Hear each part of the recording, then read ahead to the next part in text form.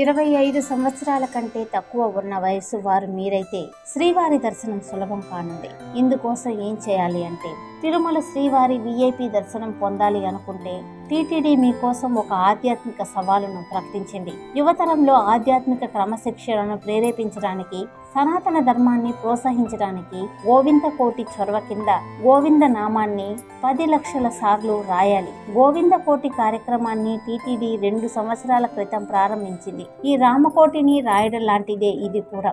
ఇలా గోవింద కోటి సవాలును పూర్తి చేసి పూర్తయిన గోవింద కోటి పుస్తకాలను తిరుమలలోని టీటీడీ పేష్కార్ కార్యాలయంలో సమర్పించిన వారికి మరుసటి రోజే విఐపి బ్రేక్ దర్శనం లభిస్తుంది. దానిని మరింత ముందుకు తీసుకెళ్లి కోటి గోవింద నామాలను రాసే వారికి విఐపి దర్శనానికి అర్హులు. వారికే కాకుండా వారి కుటుంబ సభ్యులకు కూడా విఐపి దర్శనం లభిస్తుంది. ఇందుకోసం ఏం చేయాలి అంటే 200 పేజీల గోవింద కోటి పుస్తకంలో దాదాపు 39,600 పేర్లను రాసవచ్చు. ఇలా భక్తులు 24 పుస్తకాలను పూరించాల్సి ఉంటుంది. గోవింద కోటి పనిని పూర్తి చేయడానికి కనీసం 3 సంవత్సరాల కృషి అవసరమని టీటీడీ అంచనా. ఈ పుస్తకాలు విఐపి సమాచార కేంద్రాలు, పుస్తక విక్రయ కౌంటర్లు, ఆన్లైన్ ప్లాట్ఫామ్ లో అందుబాటులో ఉన్నాయి. 17 ఏళ్ల వయసు గల మొదటి వ్యక్తి ఈ ఛాలెంజ్ ను పూర్తి చేయాలి. ఈ ఛాలెంజ్ ను మొదట పూర్తి చేసినది కర్ణాటకకు చెందిన కీర్తన అనే విద్యార్థిని.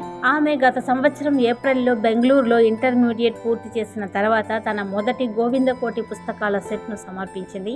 ఆమెకు విఐపి బ్రేక్ దర్శనం లభించింది. కీర్తన అక్కడికే ఆగలేదు. అప్పటి నుంచి ఆమె గోవింద కోటి నామం మరో 2 సెట్లను రాసి అనేక సార్లు విఐపి దర్శనం పొందిందని టీటీడీ అధికారులు తెలిపారు.